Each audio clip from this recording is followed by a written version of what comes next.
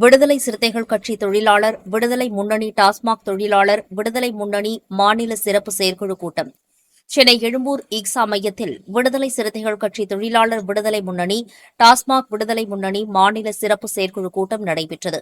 இந்த கூட்டத்திற்கு எம்எல்எஃப் தமிழ்நாடு பாண்டிச்சேரி மாநில பொதுச் செயலாளர் அம்பத்தூர் பேரறிவாளன் தலைமை வகித்தார். இக்கூட்டத்திற்கு சென்னை மாவட்ட தலைவர்கள் இரா ஜானகிராமன், மா பாஸ்கர், மூர்த்தி ஆகியோர் வரவேற்புரை நிகழ்த்தினர். மேலும் மாநில தலைவர் அறிவழகன், மாநில பொதுச் செயலாளர் முத்துப்பாண்டி, மாநில பொருளாளர் தனசேகரன் ஆகியோர் முன்னிலை வகித்தனர்.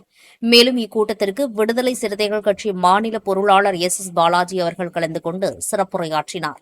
அதனைத் தொடர்ந்து சங்கத்தின் அடுத்த கட்ட வளர்ச்சி பற்றி தெளிவாக எடுத்துக் கூறிய பின்னர் கூட்டத்தின் முக்கிய கருப்பொருளாக 23 ஆண்டுகளாக தொகுப்பூதியத்தில் தற்காலிகமாக பணிபுரியும் டாஸ்மாக் தொழிலாளர்களை நிரந்தரப்படுத்திட வேண்டும், அரசு ஊழியர்களுக்கு இணையான ஊதியத்தை வழங்கிட வேண்டும், காலிபாட்டில் திட்டத்தை மாற்றி அமைத்திட வேண்டும், கோரிக்கைகளை 5/8/2026 நடைபெறவுள்ள தமிழ்நாடு அரசின் பட்ஜெட்டில் எங்களுடைய முக்கிய கோரிக்கையினை அறிவிக்க வேண்டும் என தீர்மானம் ஒருமனதாக நிறைவேற்றப்பட்டுள்ளது. மேலும் இக்கூட்டத்தில் எல்எல்எஃப் மாநில துணைச் செயலாளர்கள் மண்வீரன், நீதிநாயகம், டாஸ்மாக் தொழிலாளர் விடுதலை முன்னணி மாநில துணைத் தலைவர் மேட்டூர் சிவக்குமார், நிர்வாக அமைப்பு செயலாளர் எம்.ஆர்.கே. ஸ்ரீகாந்த் செழியன், மாநில அமைப்பு செயலாளர் மா புஷ்பகாந்தன் உட்பட மாநில நிர்வாகிகள், உறுப்பினர்கள் என திரளாக கலந்து கொண்டனர்.